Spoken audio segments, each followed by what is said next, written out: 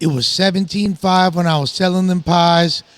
Ask me no questions. I'll tell you no lies. Or you lied to me. Lush podcast episode whatever. We running it up, man, and I got somebody with me who doesn't do too much talking.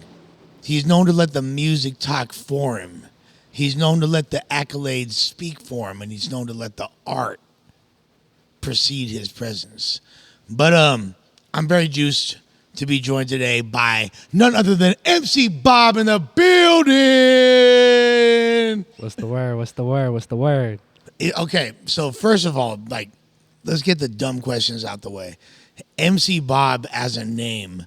My first recollection of that name is in the movie 8 Mile. Yeah. After Cheddar Bob unceremoniously shoots himself in the leg, and as they're on the way to the hospital, he said, "I want to be MC Bob. That's my new name." There's no relation between that and your name, I assume, or is there? There's definitely relation. Oh, okay. Break it down for a player. So a lot of people don't know, but one of my inspirations, like my biggest inspirations, is Eminem. He's actually the reason that I rap. Honestly, I was inspired pretty much, right? And my name's Robert, so everyone calls me Bobby. And one time I was in my cousin's garage, and I used to have this name called Scotto Dior. Scotto Dior. Yeah, I wanted to be different so bad. I made that name, and I was telling my cousin about it, and he's just all like, "Yo, you love Eminem. Your name's Bobby. You consider yourself an MC. Just call yourself MC Bob." And that's just what happened, man. That's so funny because I thought that that's such the obvious answer that there's no way there's an actual correlation to Marshall in this scenario. But lo and behold, yeah, there is. it directly relates to him. You're younger, so what's the first time you remember seeing the 8 Mile movie? Damn, I think I was I want to say 8. Okay, around there. Yeah. And what was it about M specifically that drew you in? Because obviously he's an all-time great. It doesn't take much, but what was it? Because it's not Tupac we're talking about. It's not Nas. It's M. So what was it about M specifically that drew you in? I remember. I think it was more the feeling that I would get when I would listen to his music. Because I remember I was a kid, and blasting "Sing for the Moment." Mm-hmm. Stan. Honestly, it was Stan where I actually started rapping. I remember it just captivated me so much. I'm saying the emotion, the imagery, the lyricism, and just everything put all together, all those components put together. It definitely captivated my mind. And being as an 8-year-old as I was at the time, I would literally sit in my little kid desk. And I would pretend that I was Stan. Wow. Writing to Eminem. And I would write down the lyrics. And then I turned 11 or 10 and I started writing my own raps. And then that's just pretty much where it took off. Mister, I'm too good to ever write my fans. This is going to be the last message I ever send your ass. That's funny because normally people would not choose that character to relate to because that's an unfavorable character in the situation, kind of like Cheddar Bob too. Yeah. Do you think there's an element of self-deprecation that you're attracted to, meaning you have a sense of humor about yourself? Most definitely. I don't know. I think as a rapper, I see a lot of rappers nowadays, and they all want to act cool. Right. Yeah, I'm hard, I'm cool. I don't give a fuck, bro. I'm just me, dog. You know what I'm saying? And if that's funny, then that's funny, Yeah, funny, but also very self-aware.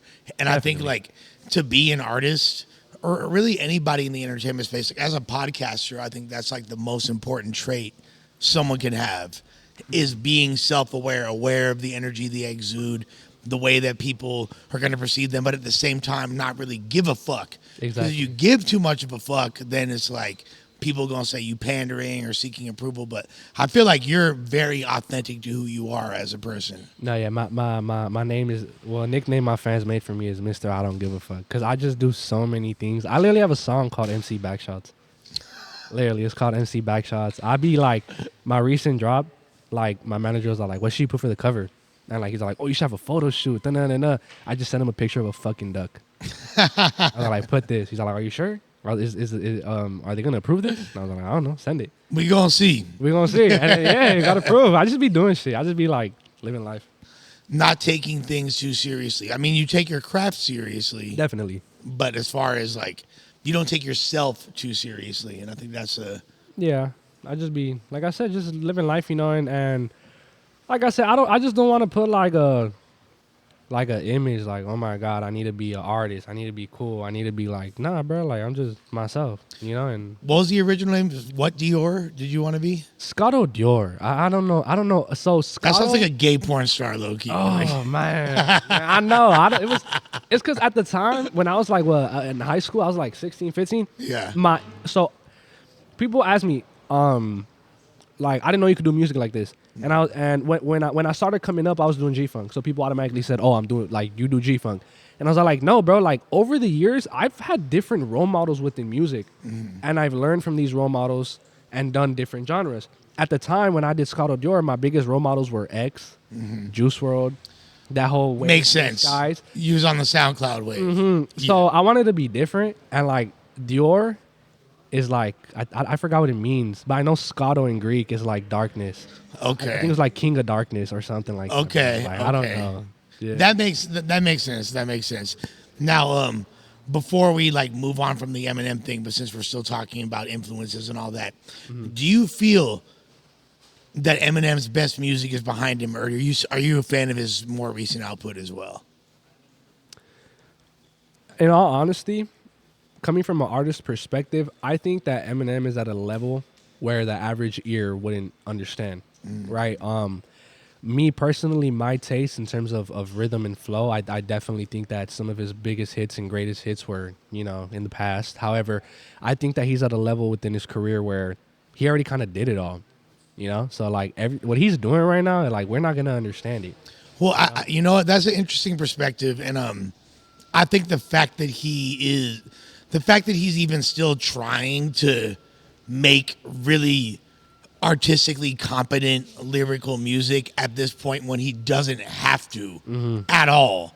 There's no financial incentive in him making music. He's already as rich as you could possibly be. There's, he's already got all the accolades and respect. He could have stopped rapping 15 years ago and still been one of the GOATs. You know what I mean? Like, and, but I think that maybe some of it has to do with just the age and the nostalgia and what the memories I have associated. But I think I'm able to remove myself from that and just objectively say that between the years of 1997 and 2003, Eminem was probably the greatest MC in the world and had one of the greatest runs that any MC has ever had. But like his newer music, maybe I'm amongst those that doesn't understand. And I don't think that's true, to be honest with you. I think I firmly grasp what he's trying to do. It just doesn't resonate with me the same, but that still doesn't take away from his greatness. Does that make sense? No, of course, yeah. And when I say understand, I just mean in the sense where it's like, I mean, bro, like he's not trying to make it. He already did it. You know what I'm saying? So I think he's just showing off his like lyricism without putting too much thought into like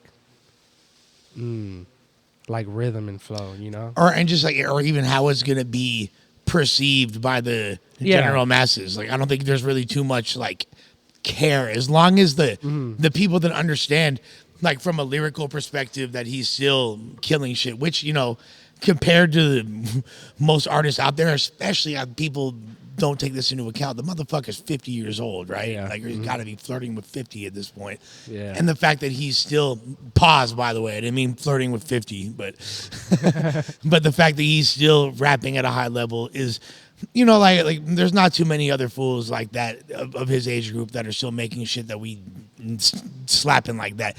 Even Jay-Z, who's my favorite of all time, I don't be loving new Jay-Z music like that, but he's still my favorite artist of all time. You know what I mean? Yeah, no, most definitely.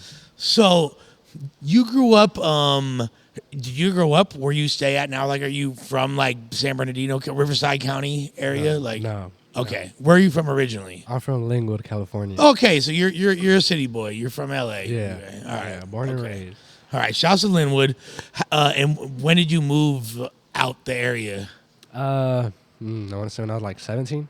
Okay, so your formative years, like most of your high school, all that, you're in Lynwood. Yeah, right? well, I mean, it's weird because even though I moved, like my mom was nice enough to like still like take me to school in Lynwood.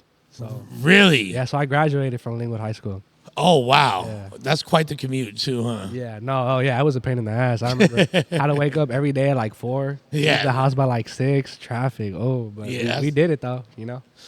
So, and is that because you wanted to finish high school like amongst like your people, like your homies you grew up with, and all that, or was it sports, or what was it? A Heina. It was a fucking Heina. Nah, hell nah. No, honestly, I had moved and I had went to school. Damn, I don't know if I should say this. I really don't know if I. Okay, look. Break it down. So I'm smart, right? A lot of people don't realize that, right? But I'm decently smart. You seem overly, more than incompetently intelligent for sure. I appreciate that. So, I went to school in Victorville, my senior year, and I did terrible. I don't know why. I was a new kid, so like I think all the attention got to me. Like girls were talking about me and stuff like and like I like all the attention and like meeting new people. So my grades were shit. That's just the truth, right? Yeah. And I think I had failed. I want to say I was failing. That's just the truth. And I wasn't gonna graduate, right? So what I did was I was like, all right, I need to find a loophole because clearly, like for some reason, I just don't do my fucking work. So I was like, it's stupid because I put so much effort into finding a loophole instead of just doing what the fuck I had to do. It's the story of my life. Literally. So to this day. But I think it's different. I had a different mindset. So what I did was I was like, all right, it's finals week. Finals is in a month, right? My grades are shit, but if I switch schools and if I switch schools and talk to the counselor and ask which teachers are doing projects as their final, so when you transfer, your grade goes back to 0. Okay. Like if the teachers are nice enough, you'll start fresh. They won't start you off at a bad grade. Right. They're not going to be like, you need to earn your way up to a fucking C, motherfucker. You're Exactly. already like at a C, basically. So what I did was I switched and I asked the teacher what teachers are doing projects for finals and not quizzes, just projects. Mm-hmm. So she gave me a list and I was like, these are the classes I want. She gave me the classes. My boy finessed the whole system out of crease your cranium. All you youngsters watching right now, I do all the projects. I graduate. That's hard. That's fire. Yeah. Despite the commute, but I mean, like, I would imagine if I were to guess, growing up in a place like Lynwood and then moving far away to Victorville, which is like, shouts to Victorville. I got a lot of homies out there and shit. But that's basically Arizona as far as, you know what I mean? Like, you're so far away.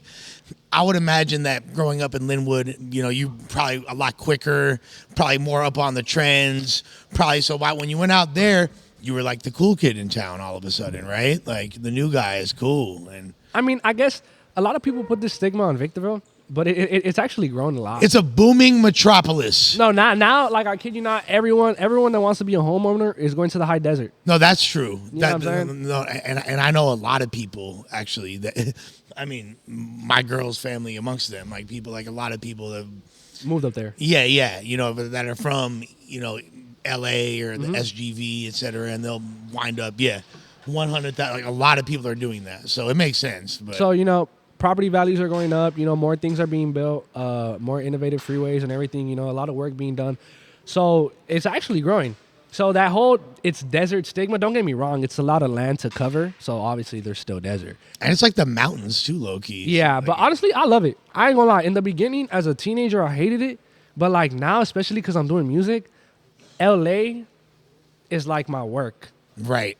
When I want to have fun, I got to do work. You know what I'm saying? And then when I go back home, quiet. That's calm, your peace. No one, you know what I'm saying? Like, I'll still get recognized there, just not as much as here. So I feel more comfortable just like, living life. But you weren't like the cool kid in school when you popped up, or are you just trying to be modest? Because I feel like off rip being from LA, you're going to be like, Well, faster than those fools. keep in mind, a lot of people were from LA. So I wasn't the only one. I was just a new kid. Yeah. I was the funny kid though. I've always been like the. Well, I don't know. I was always like the weird / like funny kid. I was more of the weird kid though. I ain't gonna hold y'all. You must have a lot of loyalty in your soul because you're the same as me. You are a part of Raider Nation. Oh yeah. Look, I'm gonna be honest with you guys. I don't even watch football, but I just know I go for the Raiders. That's it. That's all we needed to hear. So, and that shows a lot about your strength of character.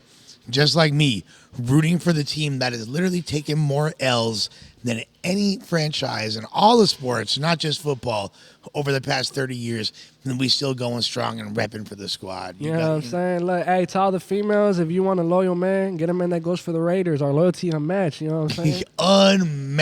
Unmatched.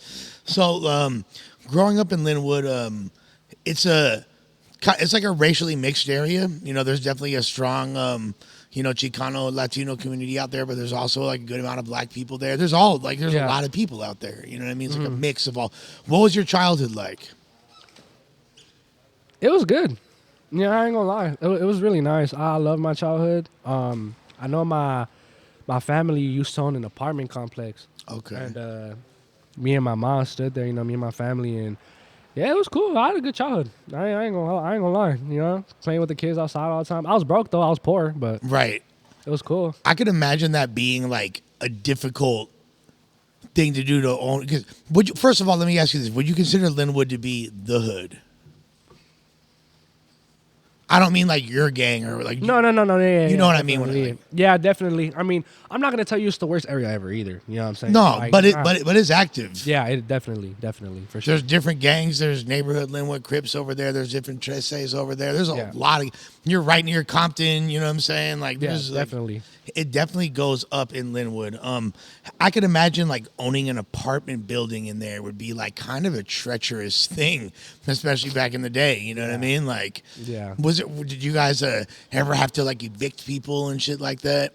Well, I don't know. My mom never took care of that, but I just remember being like 8 years old and hearing the helicopters, and we had this little alley, and like all the fucking cholos would go through the alley and try to escape, you know what I'm saying? So, yeah, but besides that, I mean, nothing really crazy though. But yeah, nah, definitely, like I said, it's not the worst area, but it is active though. Did you feel pressure to join a gang at a certain point, or tag or anything like that? You want me to be honest? Not necessarily. I'm not gonna lie. When I was like, I want to say like being completely transparent. When I was probably like 15, 16, like 16 around there, I was kind of like in a sense trying to put an image. But now that I'm older, it's like, why the fuck would I do that? Like, what the fuck was I thinking, bro? Like, I had no need. You know what I'm saying? So, you were Ben Davis up, fucking pro clubs. I mean, if you see, I still dress like you this. still dress like that, yeah. But like, I wanted to be in that. It's really more like a look on your face than anything, right? Like, like the aura that you're putting out there. Yeah, right? and I guess in a sense, I wanted to be hard. You know what I'm saying? But then like, thank God, my parents have always been. Me and my parents are really close. So they've always talked with me, and I've always had, a loving family and everything. And it's like, why would I do that? Yeah. Why? At the end of the day, it was just more like, they just had talks with me, and I was like, what the fuck am I trying to do this for? You know what I'm saying? Like, I could, but I just, nah. So did you grew up with both your parents together in like the same house, or?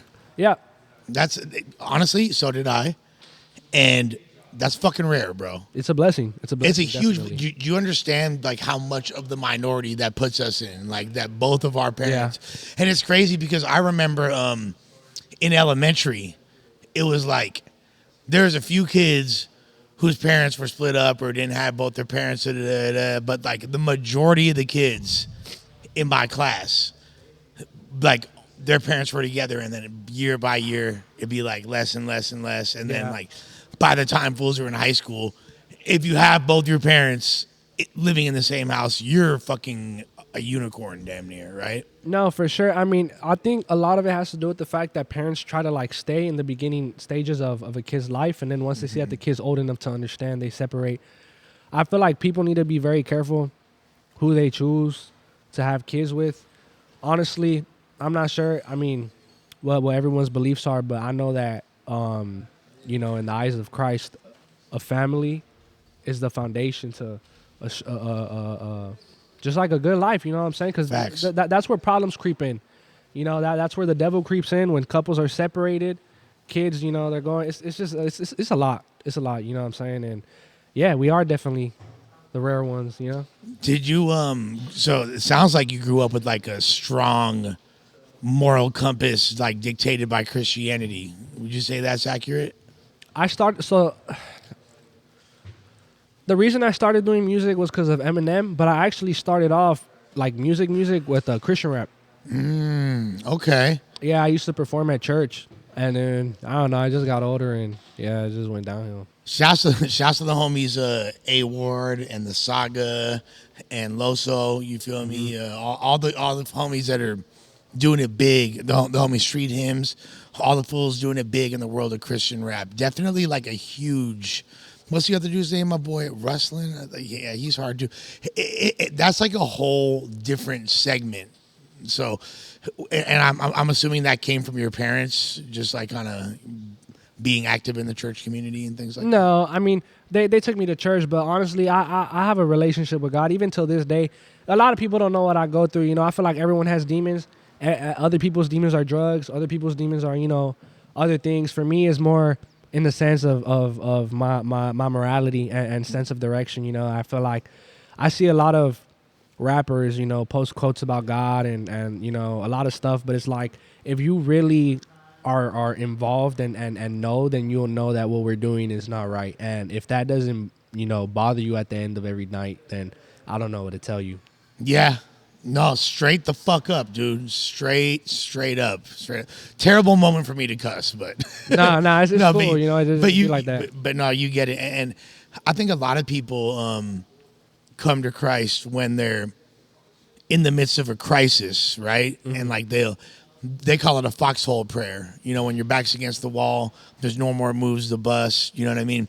You're getting pulled over. You got work in the trunk, no license, and you're drunk. You know what I mean? Like. Yeah. What you finna do? That's when a lot of people call on God, and I'll be honest with you, that was me for a long time.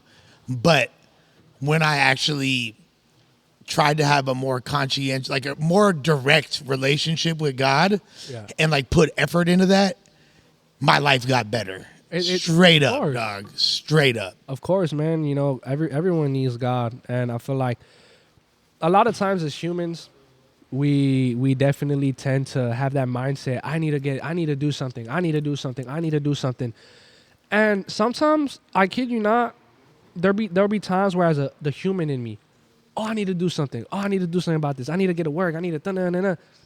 When you leave it in the hands of Christ, everything just it gets better, man. And the Bible even tells you, like, don't worry. God literally tells you, don't worry. Worrying has never done anyone any good. People need to realize that whatever happens, that's God's will. That's true. And I think that for me, it was I got sober. I'd been on drugs pretty much my whole life, and I got sober. I'm back on drugs again, but not like I used to be. You know what I mean? Like I party a little bit now, but I was really bad. And I got 3.5 years clean.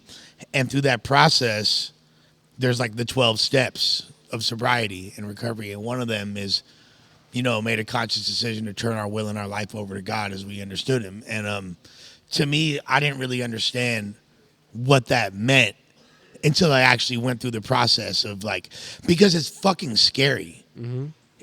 And like, I didn't realize that faith was, I always thought faith was a noun. Like faith is like an object. It's something that you have. I didn't know that faith was like an action.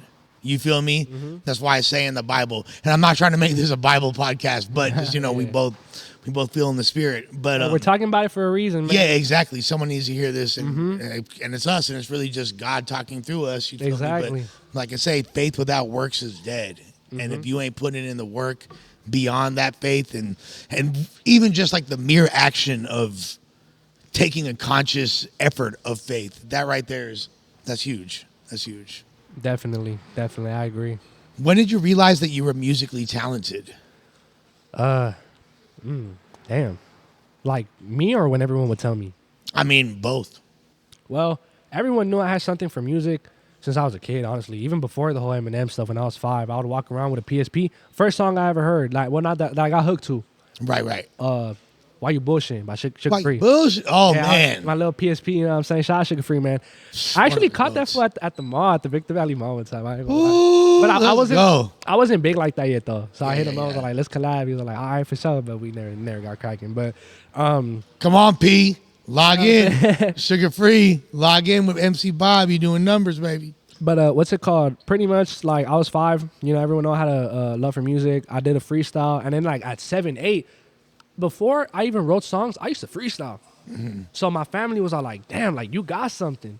You know what I'm saying? And then, I mean, life got in the way. Middle school, high school, everyone was telling me college. And then I dropped my first album when I was like, 16. Didn't do any numbers. And then like my mom was telling me like, you got to go to college. By the time I'm 17, I'm thinking about going. Mijo, the mixtape was not fire. Yeah, no, literally, like, I was already studying to be a neurologist and stuff. And then I was like, man, next thing you know, I just dropped the song and it just went. And like, that's when my dad was the first one to have faith in me. He was all like, keep doing it. Like, you going somewhere. My mom was all like, oh, it's not on no hater stuff. It's like a balance. My dad gives me hope. My mom keeps me. She's going to give it to you like the How it most is. realistic terms possible. She was all like, it's one song. I'm happy for you. Hopefully it happens again. But keep working on what you're working in terms of like school and stuff. And I was like, all right. But then like, So is that when you were doing the Christian stuff, or is this like after that? nah, the Christian stuff, I stopped doing the Christian stuff when I was like 14. Okay. So You know. at this point, you're like, what, 17, 18? Yeah, 17, 18. And what was that first song that went up? I think Cutie Pie. Okay. Cutie Pie remix. Okay, let's take a look at Cutie Pie. And you, so that's when you were flipping old school songs, right? Yeah, Like, so Cutie Pie is actually a story of my uncle. You know, I was on the phone with my uncle and I was like, I'm going to do G-Funk. I was like, you got any stories? He's all like, yeah. So I was like, all right. And boom, I just get down. I was new to G-Funk at this point. it's a classic, though. You feel me? A lot of people that don't know this song from back in the day will remember it in the first episode of Snowfall. That's on playing on Bro's Boombox, Franklin Saint's Boombox. Sorry. But if you from LA, you know this is one of them ones.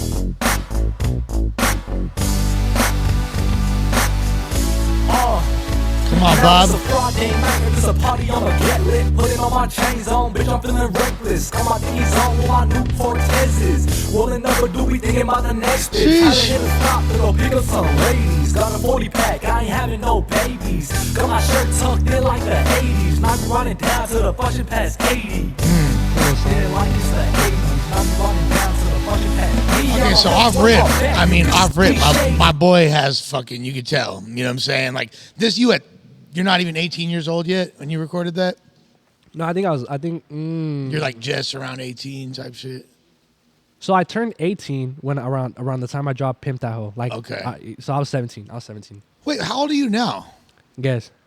I mean, I thought that Pimp That Hoe was only like 2 or 3 years old. So, you feel me? So, what are you, 21? I'm 20, yeah. Yeah. I didn't realize that this happened in such a fucking short period of time. Yeah, me neither. It might, you like when you put it like that, it's kind of crazy, It right? is. Because, and you've already had a lot of growth and stylistic changes. Like you said, you went from doing the Christian thing to doing the flipping old school joints. You did a grip of these, right? This was like your whole thing for a second. Oh, yeah. I got the Mr. Groove remix. I got the 2 Deep remix, which blew up. Yeah. The Back to the Hotel, right? Yeah, the Back to the Hotel. That was the first song of yours that I heard. You feel me? Like, that's when I remember, like, Hearing about me? Yeah. That's when I remember hearing about you. That's Pimp That Hoe. I heard afterwards, but like I was like, okay, this kid's sick. You know, what I mean? Gets down. That track gets down. Honestly, That's a bad track for sure. But okay, that's crazy. I didn't realize that. Man, and you obviously you look young and seem young, but you have like a very mature perspective. Now, MC Bob, do you feel like you're overlooked when it comes to the media and the whole entire Rasta sphere of music in Southern California? Definitely. I mean, honestly, like I ain't gonna lie. Like in the beginning, when I was like 18, it bothered me a lot. it bothered me. I ain't gonna hold you, but now I mean, I just learned to live with it. You know, it's like it is what it is. If people not fucking with me, they not fucking with me, and it's like at the end of the day, I'm still getting my check every month. So I just that's just how I be. That's how I perceive it now. But I mean, I just, you know, I see a lot of posts and a lot of rappers, and they'll be like, "Oh, these are the hardest rappers in SoCal." I'll be like, "Okay, yeah, I'm not on it. It's cool." You know, it's alright. You know. Well, here's the thing. Like, there's one aspect of it where it's like, okay, it's like you don't need the acknowledgement because you're still doing really good numbers and making money off of your music and doing well for yourself, right? Mm-hmm. But these media outlets help dictate the overall trajectory and success of an artist. So if you're already making money, don't you feel like if those platforms were pushing you, it would just only increase the awareness? Or Maybe. I mean, maybe. I mean, I don't feel like I need to rely. Thank God, I've never been the type to rely on social media pages and all that. Like my numbers, they just be people. I'm more of an artist, right? And I see the way I see it is like my music does good because I'm an artist. At the end of the day, this is what I love, and I take a lot of pride in this, right? You might see another rapper out in the street, and you'll know him off the bat. yeah. Because he's in so many pages and everything, right?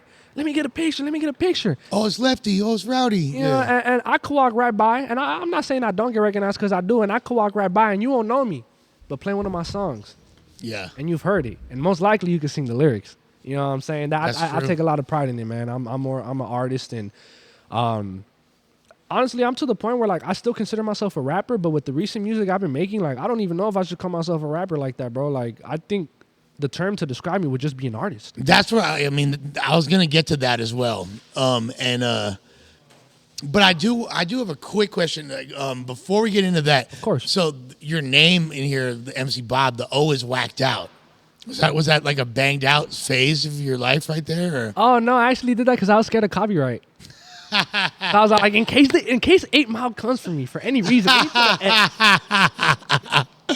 Here I am thinking you dissing a gang. Nah, it's just copyright. Okay, so versatility is potentially a double-edged sword. It's a blessing and a curse. Now, could be the greatest thing ever for a musician, but then sometimes I've seen artists, and I've fallen victim to this myself. Like, there's a lot of different duffel bags I could pick up, but what's the right bag for me, and what bag is going to resonate? Do you feel like you coloring outside the lines and doing things that are different has been like, is that one of the reasons why it's difficult for the media on how to pinpoint you or how to like understand you? Definitely. I feel like because everyone right now, they just want to be like hard, bro. That's literally it. You know, I guarantee you, bro, if you see me throwing my hands up, doing crazy signs with face tats, I'd be way bigger than what I am right now. Oh, for sure. I would have had you on months ago. Definitely. Yeah. But that's just not me, bro. I feel like y'all can have LA, bro. You can have it. That's not my goal. It's not my goal. Because at the end of the day, yeah, other rappers might be popping in LA, but go to Tennessee and ask them who they're playing.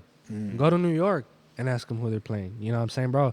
I like geographically and ethnicity wise, I don't think people realize how much ethnicities, bro. I've had Asians send me video like bumping my shit, bro. True story. My photographer Prado went to Hawaii. He's at a fucking hotel. He's like, "Do you hear that?" I swear on my life, this is not even fucking cap. Look, he FaceTimes me. He's like, "Do you hear that?" Oh my God, can I call him? Yeah, hit him up. Hit the homie up, bro. Bro. He needs to answer, man. If he don't answer, come on, Prado. Prado. Where you out? Where you out, gang? Bro. Yo, okay, so look, I'm on a podcast right now. We're live, and I need you to tell them the story of what happened in Hawaii, bro, with the fuck your boyfriend. Oh yeah. Check it out. And it's real shit too right here. This ain't even no capping, you know what I'm saying? So I get into town, minding my own business. I'm there, just walking down the street, you know what I'm saying? Just casually right there in Waikiki. And you know, I'll be listening to that song all the time and shit, so it's like it could have been on was it playing on my phone? Is it playing in my head? But I hear in the background and shit like that, you know, I start hearing the beat, and I start hearing this fool's voice, and I started looking around, and it was like, oh man, look fucking around tripping and shit. So I started like walking towards like the fucking sand, like trying to see like where this beat is. I'm walking. I finally see a bunch of kids with a speaker like way down on the far side of the beach. I walk all the way over there, and if you know poly culture like that, you can't just be walking up on Usos and shit like that. You gotta really know how to move. Nah, not if you. As long as you, if you're not on a resort, hell yeah, you gonna get pressed. You feel me? You know what I'm saying? So I walk all the way over there, man, far. And I was like, hey, like, who? So I FaceTime Bob, you know, I got like 3% on my phone. Like, hey, who's playing that? And then they're like, oh, you know, like, we're jamming over here. And then I'm like, oh, yeah, that's what's up. You know what I mean? I be taking pictures for bro. You know, as a photographer and shit. I'm on FaceTime with them right now. I had to FaceTime them. They all start tripping, bro. People jumped off into the water. Like, they just started shit. And it was just like a real life moment, like full circle, man. Because, I mean, you got to think it's all the way out there. I'm like, what? There's something meant, like, behind this moment to have been there, to hear that, and then to have like been able to provide a cool ass experience for them. But yeah, no, trip out on that. It's a real ass story. That's dope, Prado. Appreciate that for real, gang. I appreciate you, my boy. Any shout outs?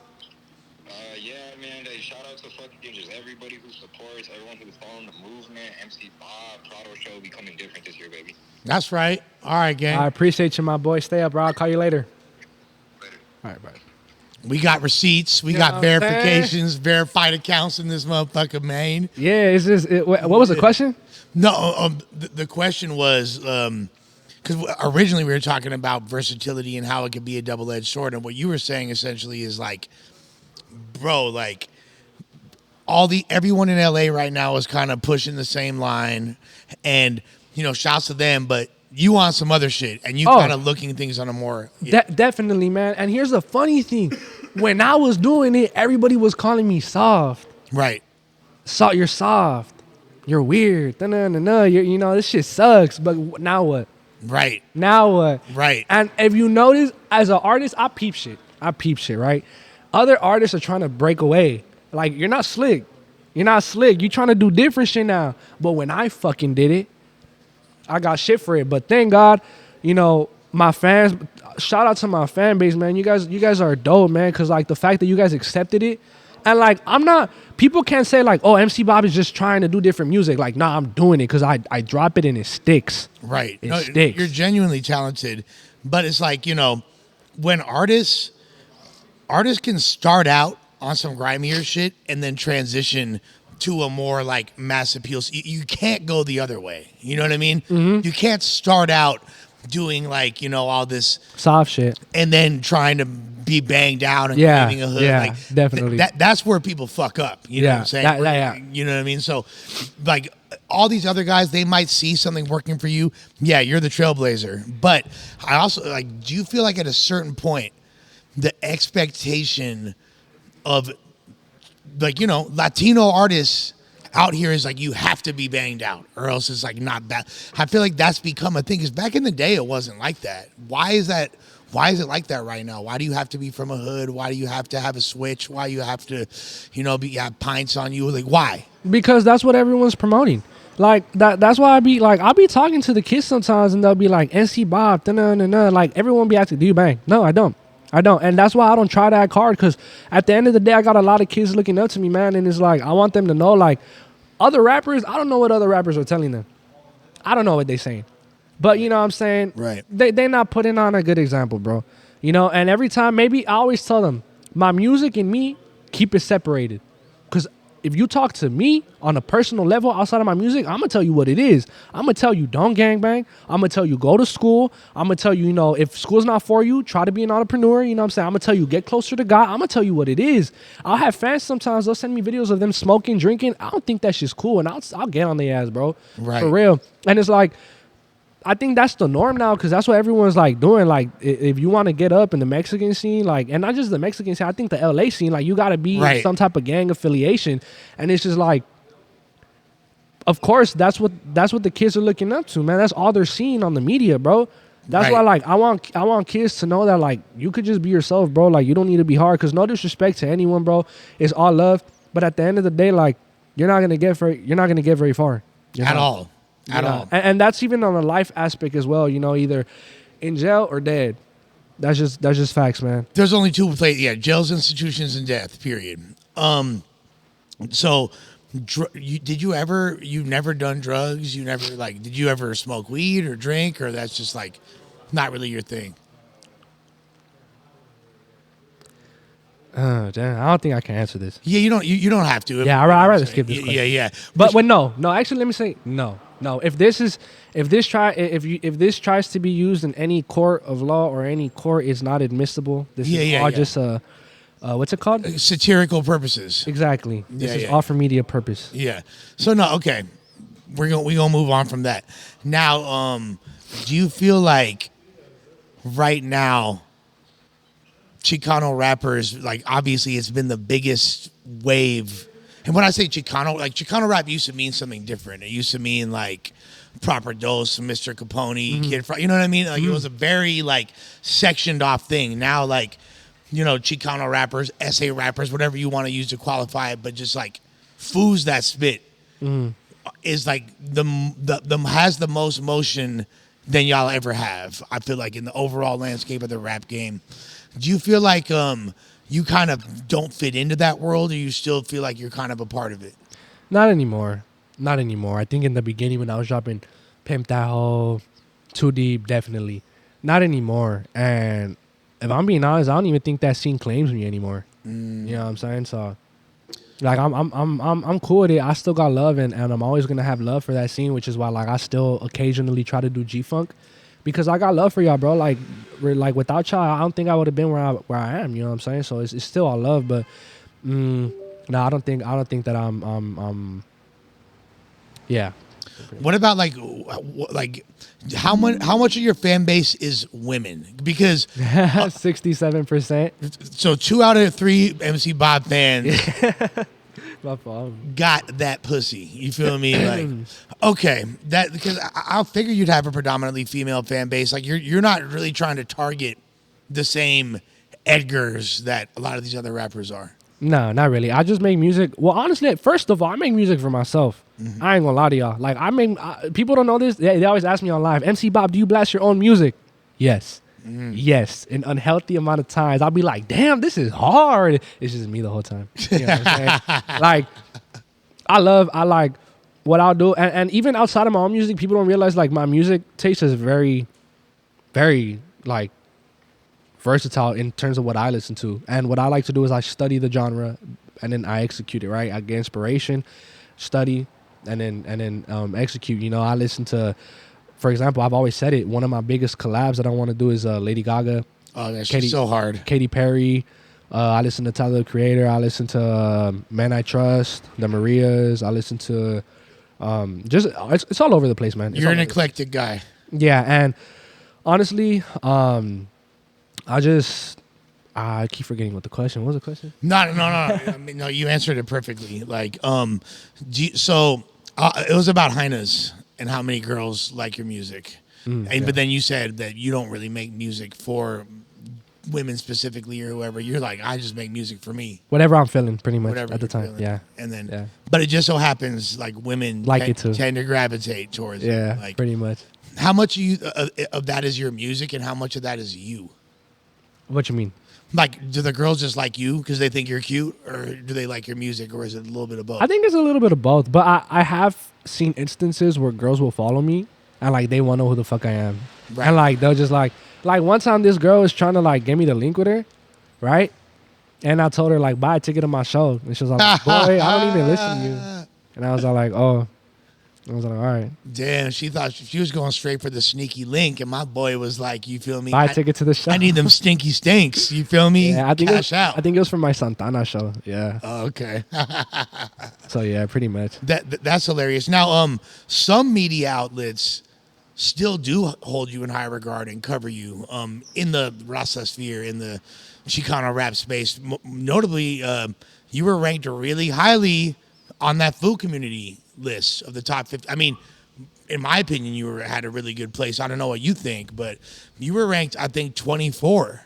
23. 23. I think so, yeah. Yeah. What do you think about that? Honestly, I think as an artist, I'm always gonna think now. Okay, I think it's a different question. If that list was titled differently, who's the most versatile? I definitely think I should have been number one. That's just me being honest. But I understand That makes sense. it's an overall rating. I think people don't give me respect when it comes to my lyricism. I notice that in a lot of these rankings, my lyricism is always like 7, 6, and it's like, bro, you're just not hearing the shit because I be doing party shit. You're just hearing probably like my first 5 fucking songs. Right. You got to go deep into the fucking vault. I could spit. There's a reason my name is MC Bob.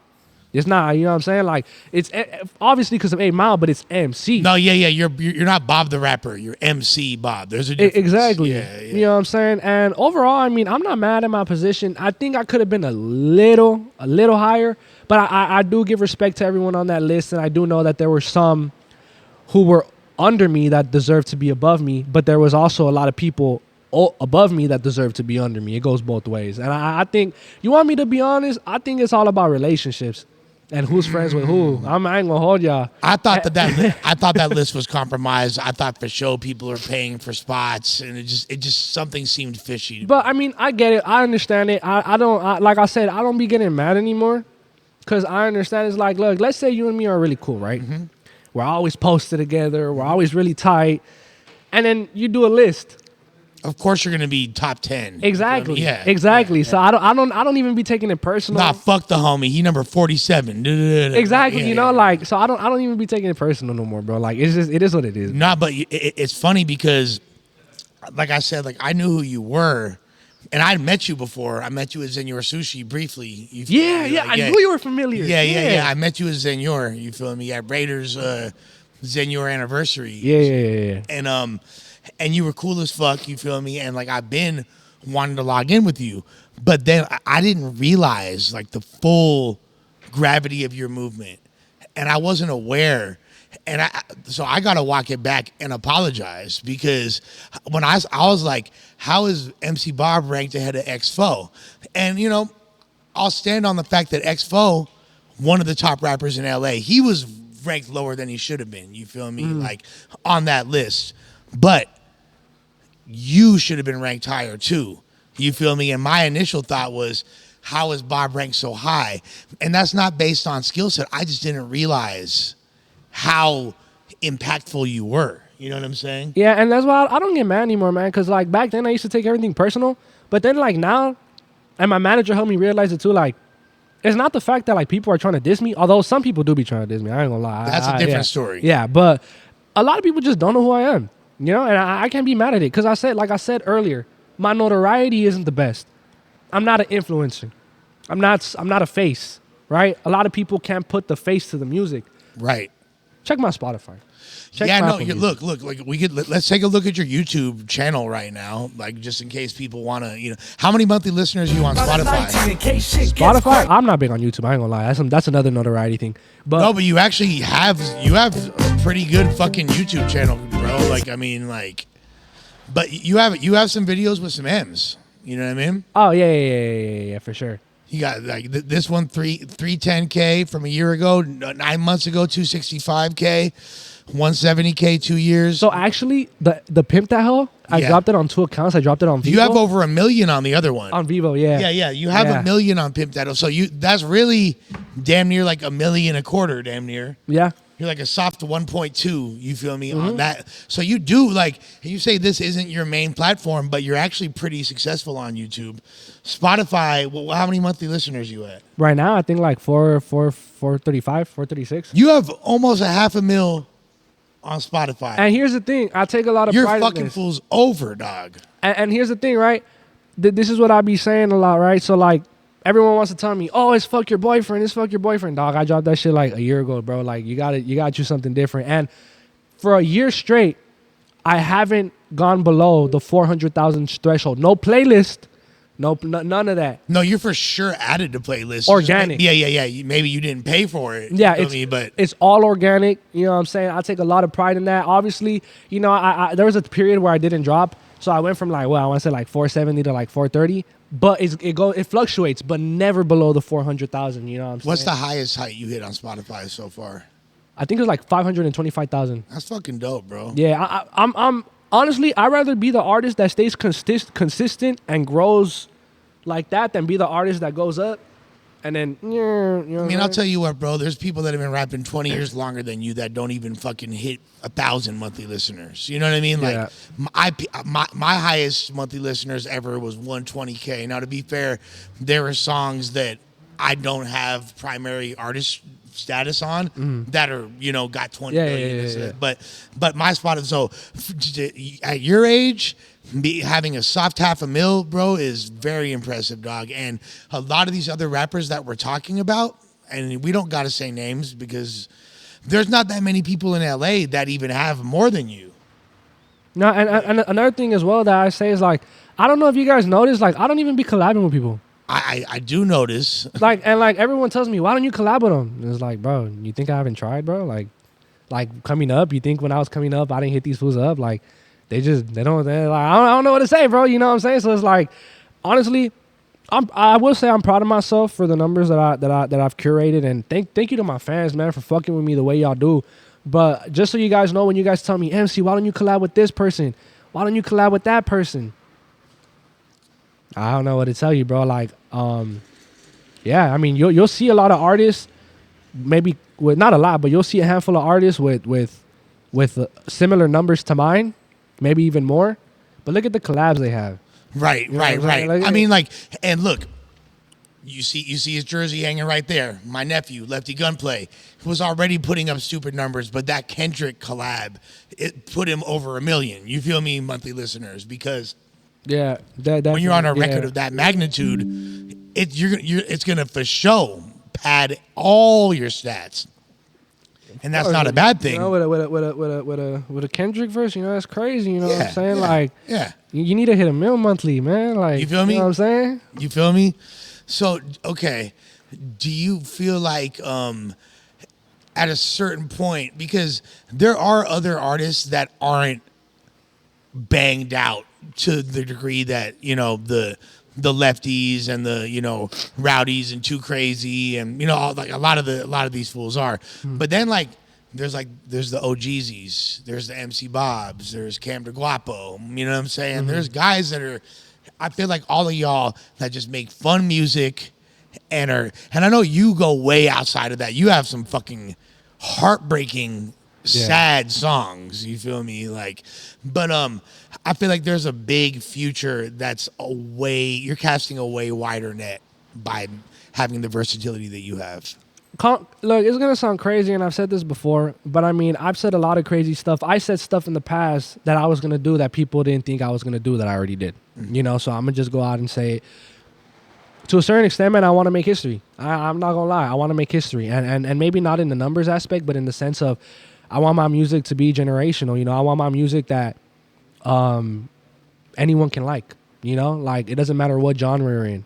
Like, I know MC Bob. Oh, MC Bob, I don't really listen to him, but he does have 1 or 2, 3 songs that I like. You know, I want to be an artist for everyone, man, and I just want to leave a mark, man. Like, and not even, damn, it's gonna sound crazy, and a lot of the people who don't know me are gonna be like, this fool's tripping. What is he even talking about? I think that the hardest part, or like the biggest negative drawback to versatility, is this, like.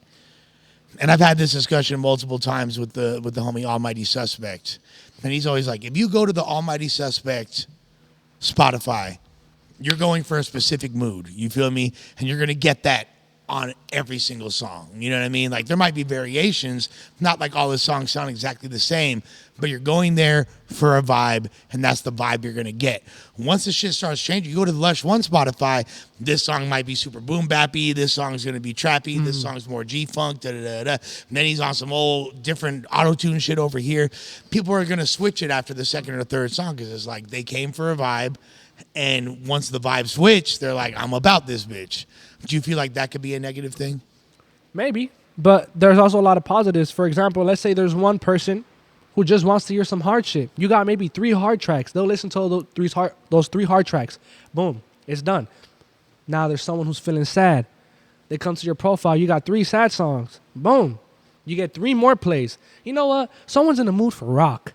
You got 2 rock tracks. Boom, you got 2 more plays. Next thing you know, you got all these different types of fans. To the opposed, if you only made, you know, player shit.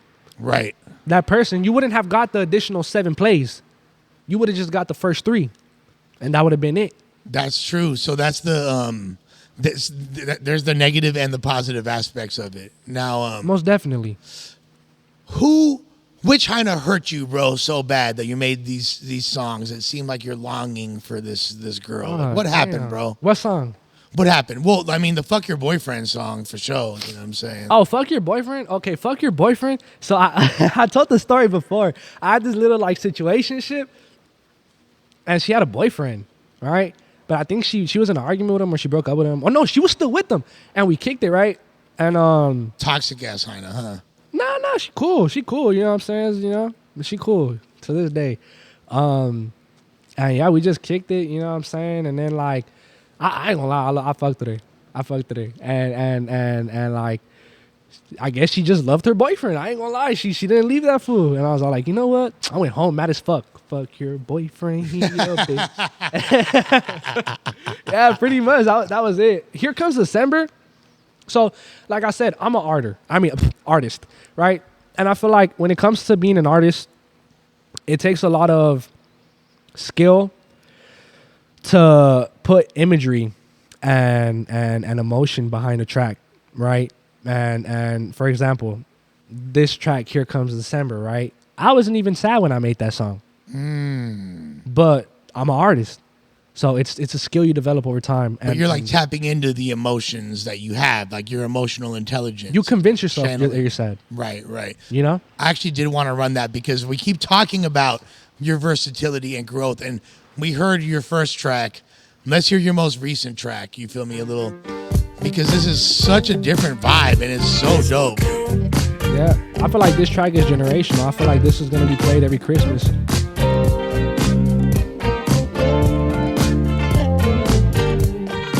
I love this track. This shit is amazing. Is that all?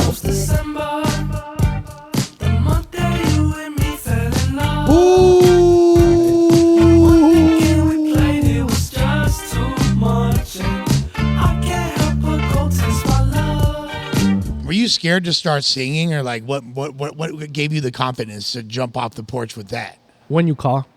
Okay. When You Call, that was a track. I mean, it's weird because I didn't even know I could I don't consider myself a singer, right? But I could low-key sing a bit. I ain't gonna lie, you know what I'm saying? And you can carry a tune for show shot. Yeah, and basically I was just like, people really fucked with When You Call. So I was like, you know, I'm gonna just start doing more shit in this And then this song was actually, so when I made the song, you know, I told you I study artists and all that. I really got into that 70s. I kept listening to Caribbean Queen, Michael Jackson, that one song, More Than a Woman. Yeah. Right? I kept listening to all that shit, and I was like, And I got inspiration, and I made this. It has a real 70s feel for sure. Yeah. It's groovy as fuck. You feel me? It's hard.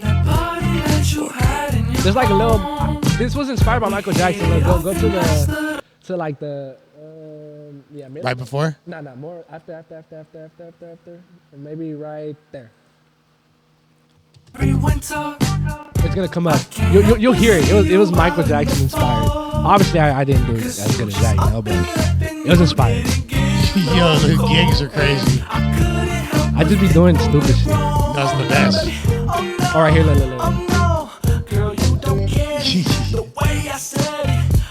You hear it? Way I said. Yeah.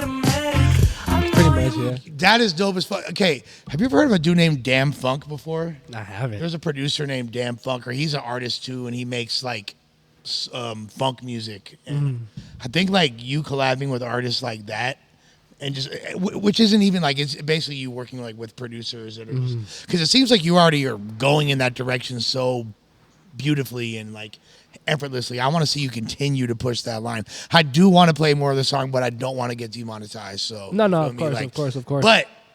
But no, you going crazy, gang. No, yeah. I think that this does when you do a song like this, does it kind of make you be like, man, fuck rapping? Or are you still inspired to rap?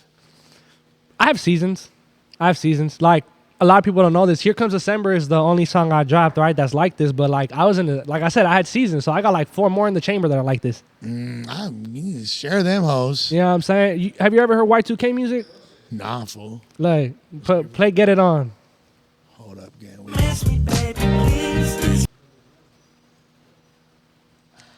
Just put Get It On. You know what I'm saying? It's a collab with Cam the Guapo. Okay, so you've worked with Cam, man. All right, Yeah, great. yeah, he cool. That's my dog right there. You're gonna be like, what the fuck? All my voice messages are real, by the way. That's me right here.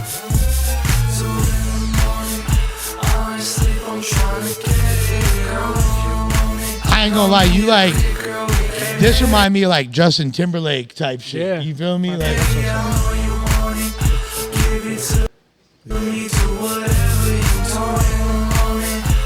Oh, Mexican JT?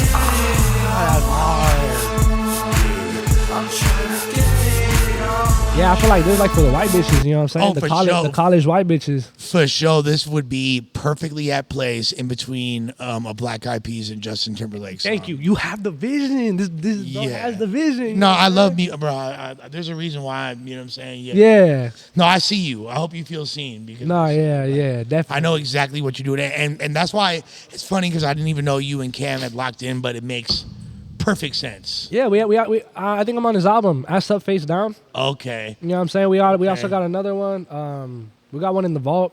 We got like 3 in the vault. You know what I'm saying? Yeah, So yeah, I like the two of y'all together. Straight up, I want to see more of that. And but I know also like you are focused primarily on doing your own thing, which is great. Yeah. But I'm honestly like I've always been open to working. Like I've always told people, right? Like especially like other artists, you know, like what I don't like is when I need to drop it on my platform. It's like, I already got so much shit to drop. But if you ever need me on your album, this goes if I fuck with you though. You know what I'm saying? Like I'm down to work. I want to be that artist that like everyone can have on their shit. Like I feel like I don't know. It might be a crazy statement. This is just the way I feel. I'm the type of artist that you could have me on fucking Drake's album, Kendrick's album, and then next day you'll see me on fucking Kuko's album. Right. It's funny you brought up Kuko because you're more indie leaning music. I could see you and Kuko doing some tight ass shit for sure. Definitely, bro. He actually DJ'd here. Really? Yeah. That's About a month ago. I was like, I didn't even know he was gonna show up, and when he did, I was fucking like, That's dope, man. That's dope. I told him like, you're that boy, gang. You are that boy for real. Shout out Kuko, man. Yeah. No, that's lit. That's really lit. Now, I feel like it's interesting to touch on. No SPM, but no, it's interesting to touch on the subject of the fact that there's been these huge protests recently in Los Angeles, and there's been a lot of division in the Latino community. Some people are really happy with Donald Trump's more stringent approach towards immigration, but then there's another huge contingent of people that actually mobilized to the point of shutting down the 101 freeway and all kinds of like. What are your thoughts on the immigration protests and what's going on in LA in particular? Man, I've shared my thoughts and everyone got on me for it, bro. But honestly, there's no wrong answer, brother. No, of course not. You know, and before I say this, man, I just feel like everyone needs to understand that. You know, I think at a certain level, you need to grow a certain sense of emotional maturity, man. You know, I feel like nowadays in this generation, people don't respect other people's decisions, and it's like you need to understand a person's perspective and a person's viewpoint stems a lot from their own experiences and what benefits them, you know, and their own life experiences. You know, not everyone has the same life experiences. Not everyone's been through the same thing that you've been through. So therefore, their mentality isn't gonna be the same as yours, and it's not supposed to. You know what I'm saying? And, right. And I feel like difference is a beautiful thing. However, you know, overall, I think it's honestly crazy. You know, it's honestly crazy. I definitely think this is the time to unite. And honestly, overall, there's things I do agree with and there's things I don't agree with, right? And I don't want to get too deep into it. Right. But, you know what I'm saying? My love goes out to everyone out there. You know what I'm saying? It sucks. Like I said, I agree with some things and I'm going to stand on that, whether you guys like it or not.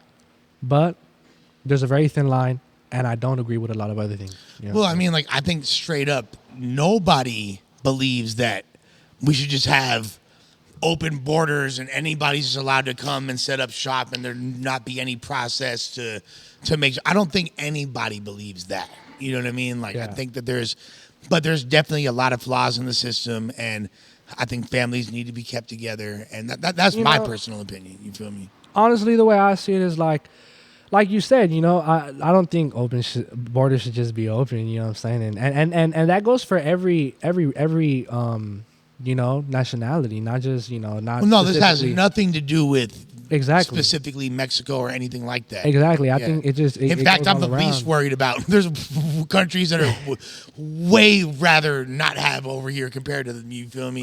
Honestly, Massa. I just feel like I said, there's things I agree with and there's things I don't agree with, and I feel like one thing I don't agree with is like if you're working and you're paying taxes and you're over here like contributing to society, I don't think that like you should get deported. Period. You know what I'm saying? Point That's how I blank. feel. You've been out here for motherfucking decades putting in work. Facts. And like, look, if the most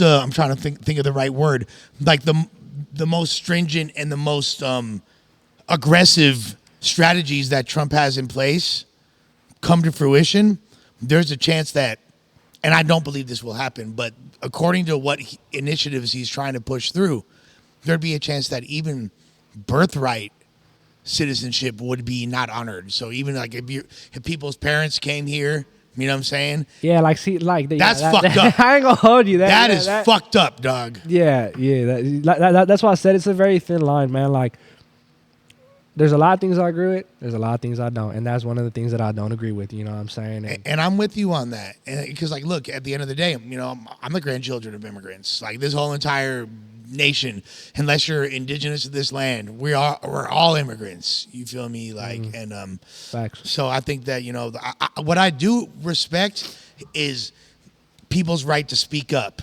and I think that there's proper ways to do things and there's improper ways to do things. I think, like you said, people need to be emotionally mature. I totally agree with that. But I also think that it is our patriotic duty to speak truth to power. And if there's something we don't agree with, we're allowed to speak our fucking minds. Exactly. And look, here's the thing, right? I'm not going to get too deep into it, but I don't like the fact that people believe that because I have a different viewpoint and a different perspective than them, I'm automatically wrong. I think that's something we were taught in school. Respect other people's opinions. And the fact that like people ruin friendships, people ruin, Man.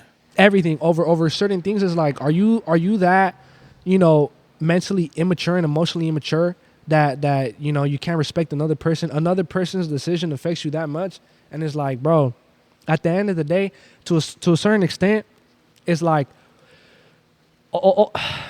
damn, man. People are weak-minded. No, it's not. Weak-minded, but it's just like, for example, damn, man. There's so Go crazy, much, Bob. there's so much I want to put because it's just something for me that's like, you just need to be mature about it, bro. Like, Yeah. that's the simplest way I could put it, bro. Like, you need to be mature about it. Respect other people's decisions because, like you said, it's a patriotic right to speak. And the reason I say what I say is not so much because of politics and everything. If I'm being honest, like, I believe in God. Right. This world is temporary, bro. Right. So whatever goes on in this world, it's like, bro, this is not our actual home. You know what I'm saying? But at the end of the day, it's like, I say what I say because I'm not finna let y'all shut me up. You know what I'm saying? Like, it's my right to be able to speak what I believe and what I stand on. And at the end, like, it's not even to the point where I'm like, oh, I'm 100% supporting now. I'm 100% involved. I'm 100%. Right. What's it called? In endeavoring it or I'm for the endorsing cause. it? Yeah. Like, nah, it's not even like that. It's just more of like the same way that you guys want to speak up and speak your minds. I respect it 100%. I'm all for it. Like the protest, I've seen a lot of people talking about it in a bad, negative way. And even me, like, I'm like, nah, it's the right. I was there. I thought that shit was beautiful. I covered it for No Jumper. It was like, but I was there. Look, I was there early in the day. So whatever people said started happening with like tagging or, I didn't see not a single flag get burnt. I didn't even see nobody catch a motherfucking spot. It was like when I was there, it was all love. It was culture. It was beauty. You feel me? Facts, It was- and that's what I'm saying. Like, I respect that. It's the right to do that. I mean, I ain't gonna lie. I did see a couple videos of like, No, cars get- I know some fuck shit wound up having, and even like there were people. It was so funny because like me, the one white person at the fucking protest. You feel Yeah. me? I'm there protesting. My Latina girlfriend trying to drive to work, and she's like, I can't even get to work because of you motherfuckers on the freeway. You feel me? It's like it's just like I think bizarro world. I think a big part of being mature is understanding both perspectives. Now, I do understand the narrative is like, why are you blocking the freeway when there's people out there who got stuff to do? You know what I'm saying? But then I also understand of making a stunt to be seen and to be heard. I understand that as well. It's just all about understanding both sides. Now, like I said, I say what I say, not so much because I'm into politics and everything, but because I have a right to say it. And you guys need to learn to respect it. The world keeps spinning. The world keeps spinning. The same way I respect your guys' decisions, you know, and just because, damn, how do I explain this?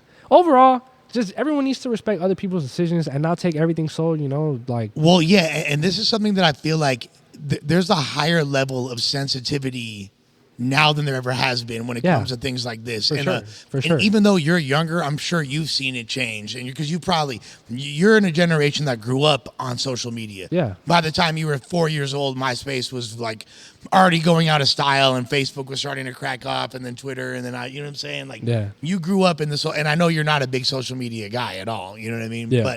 But you understand it and you see it. What I've seen is from people of my age, which is fucking crazy. I'm 43 years old. You know what I mean? That I see people falling out with, like you said, with friends, people that we've known for 25 years. Yeah. That we've known each other for longer than you've been alive. You feel me? And they're falling out over political disagreements on Facebook. It is the lamest fucking thing I've ever seen in my life. bro. It's emotional immaturity, man, and I'm sorry to say, but to a certain extent, I do believe it's a sense of ignorance.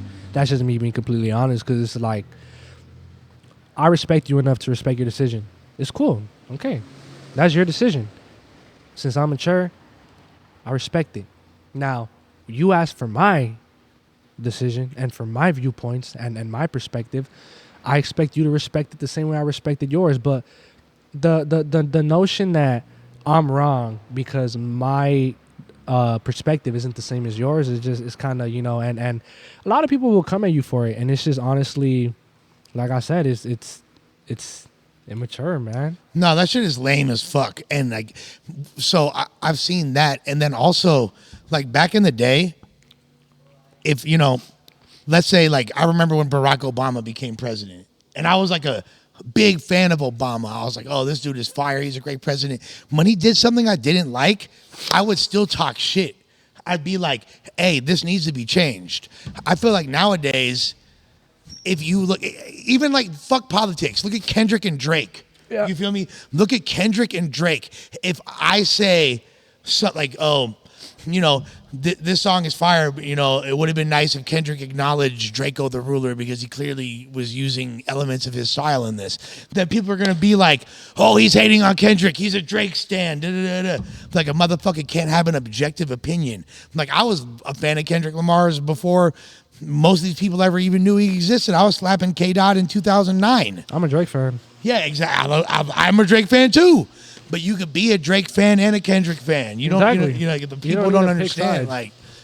Like, and like, so there's this totalitarian mind state people have where it's like all or nothing, and they're unable to have any discernment of like the middle ground. And that to me is one of the worst things about social media and this generation and the way news travels, etc. No, of course. I think it's just overall, people need to see that when you make a decision or when you have a certain perspective, obviously it stems from somewhere, right? And that decision and that perspective will branch off into other things, right? Now, whatever that perspective is different for everybody, right? Facts. It's completely different for everybody. But how do I explain it? For example, I mean, you gotta be careful because I already know people watch my shit and they be clipping this shit. You know what I'm saying? Yeah, no. I mean, everything's gonna get clipped. Yeah, I mean, honestly, like even in politics, right? Like you make a decision right? And people think that because you made a certain decision that you agree with everything that president says. That's my whole point. That's my whole fucking point. You're never going to have the perfect president. And that's just the truth. Now, every president is going to promise you the world, right? Doesn't mean they're actually going to do it. Right. Now, one thing about it is like, I could pick a president for 20 reasons, and there'll be like 2 bad reasons why not to vote for them, and everybody will assume that you're an advocate for those 2 fucking reasons. Right. You know what I'm saying? And it's like, I understand that those reasons resonate with everyone else because, like I said, different perspective, different scenarios, different experiences, you know, different situations. So I 100% understand it. However, I just think it's a little immature that people, you know, automatically want you to think the same way they do, even though you don't share the same experiences, you don't share the same, you know, perspectives. You're not, you know, it's just it's immature, and I feel like overall, people just if you're watching this, just, you know, learn to respect other people's decisions. And at the end of the day, you know, if you guys don't want to fuck with someone, and you guys don't, you know, if you guys really feel that way, nah, I can't fuck with you. You did this, you did that, you think like this. Guess what? At the end of the day, even though it's 100% immature, you have every right to do so. Well, straight up. And also, like, just because you have a disagreement with somebody about something arbitrary or even something serious like politics or religion or sports, which isn't that serious. Yeah. But, you know, that doesn't mean that you have to dislike that person. Absolutely not. Just because you don't see eye to eye about something, me and you could have, like, I could think a song slaps, you could think it sucks. It doesn't mean that I don't like you as a person or that we have nothing in common. People need to get over your motherfucking selves. Straight up. Motherfuckers need to get over their damn selves. No, of course. And people need to understand that they want you to base your perspective, your decisions, and your viewpoints on what they got going on or what affects them. You know what I'm saying? Right. And it's like, at the end of the day, you need to see that everyone, it's a cruel world, but everyone looks out for their own personal interests and their own benefits. You know what I'm saying? And what might benefit you doesn't benefit someone else. You know what I'm saying? Straight up. And people, and this is in terms of everything. You know what I'm saying? People just need to learn to understand how other people might perceive certain things and not hold them to that certain, you know, narrative like, oh, you're a terrible person because you don't want the same thing that I want. You know what I'm saying? And like I said, I just think the world would be a much better place if everyone would just respect everyone else's decision, you know? Something and else. Viewpoint. I totally agree. Something else that's been, and this has been an amazing discussion. I don't want to keep you too much longer because we're already an hour and 20 minutes damn near in, but you're an intelligent dude and you're really cool to talk to. So I feel like there's been right now is a high point for the most part, there are a few exceptions to the rule, but a high point as far as black and brown unity in LA. More black and brown artists working together, you know, people outside of, you know, Hispanic Chicano culture are slapping rap music and different genres of music from that culture and vice versa. Do you feel like do you notice a difference from when you grew up in Lynwood, which is, you know, there's been racial tension and all kinds of things. You feel like it's better now than it was before? Yeah. I think so. You know what I'm saying? I feel like back then, I mean, even if you were Mexican, like, you'll still blast like Tupac, Biggie, 100%. Only like the greats, right? You know what I'm saying? But now I feel like we're in an era where there's just more appreciation for both cultures overall, and more unity and more collaborations in terms of the music scene. And I'm not gonna lie, I don't know about too much out of the music scene, but in terms of like the music scene, definitely we see a lot more unity than before. And I feel like, you know, music influences so many people. Maybe the streets can take a little bit of heed and from that and follow in those footsteps as well. You know? Absolutely. And be a beautiful thing. And I actually have seen it starting to happen as well in different areas. So that's beautiful. MC Bob, what's the next move, man? What's on the horizon? I got a new song dropping, Locked Out on Wingstop. That's the name of the song. You know what I'm saying? I got an album dropping. I'm going on tour, so everyone be ready for that. You know, if you want national or West Coast or what? National. You know what I'm saying? Headlining? Of course. Of course, man. Of course. You know My boy got a headlining tour? I'm telling y'all, man, the media don't cover it, but You know what I'm saying? I'm on the uprise, man, and I just thank God. Are you blackballed by the media? I have no idea. They just don't really. Fuck that. We kicking down the dough for MC Bob, period. I'm pushing the line. You know, You got what me I'm in your saying? corner 1,000%. I appreciate that, man. I appreciate that, bro. Honestly, like I just keep it pushing. I thank God, and you know, thank all my fans, you know, for getting me to where I'm at. Like I say, it's been my dream since I was a kid, man. Like every time there, like I was talking about it with my manager today. Like there'll be times where like I'll be like, I'm not really doing much, but then like I look at everything I've already done, and obviously the goal is to do more. But like, I just imagine myself, bro. It's my dream, performing in front of people, having people sing my songs, signing people's shirts, having people Signing titties. excited to see my music. Actually, I put my face in titties full As you filled should. with cake. You know? But everyone, like, I have like a like a little family, the MC Nation. You know what I'm saying? And I just could imagine myself when I was in middle school. You know, that's all I ever dreamed of, and now it's like a reality. Like this is my job. I live off of this. And you it know? happened pretty quick. You know what I mean? And there's people Yeah. that struggled for a lot. Hey, not to undermine what you went through, because I know you put in a lot of work, but Of course. it's just a testament to your talent, testament to your faith and your success. I see you out here shining, all real, fly gold. Like your gold looks a lot better than rappers that supposedly are. You know what I'm saying? No, and honestly, I'm not really big on jewelry or like cars. Like I don't know, people don't. I literally drive a Camry. Like, and it's not that. But you're fly though. You make it fly. Yeah, It's yeah. like, you know what I'm saying? 'Cause It's like- you know what I'm saying? Like, at the end of the day, you know, materialism is just material things. When I die, I'm not taking any of it. I don't need a fucking $50,000 chain when there's kids dying in Africa. You know what I'm saying? Not just all over the world. no, straight up though. You know what I'm saying? Like, I don't. Why do I need Straight that? up. Why do I need that? You know what I'm saying? These chains I got, these rings I got, you know, they're fine. Maybe every now and then I might, you know, spoil myself. Rarely, but this is all I need, man. You know what I'm saying? But that shit is fly, and it's actually. I know, real. right? These fools I make it look good. I Yeah, make it you look make it good. look good. You feel Type. me? Like, with that being said, MC Bob, this has been dope. I hope once you get super famous, you don't forget about Lush Uno. You feel me? Nah, And you of spin course, the block on us. Of course, but I'll come back. You know, so you can hold me to that. You Yep, can hold me you to heard it that. here first. You feel me? I need to get you on No Jumper too. You feel me? Of course, Like, man. Of course. all right, with that being said, never counterfeit. We about my grip. And before we about this bitch, I play a game with every single person that come on here. It's called Two Truths and a Lie, since this is the You Lied to Me Lush podcast. Okay. Make 3 statements. I have to guess which one is a lie. It could be about anything in the world. Okay. Damn. Wait, I want to make it difficult. I've only been stumped a few times. Damn. It's because you didn't give me time to think about this, man. I know that's the best part. Okay. Fuck. Damn.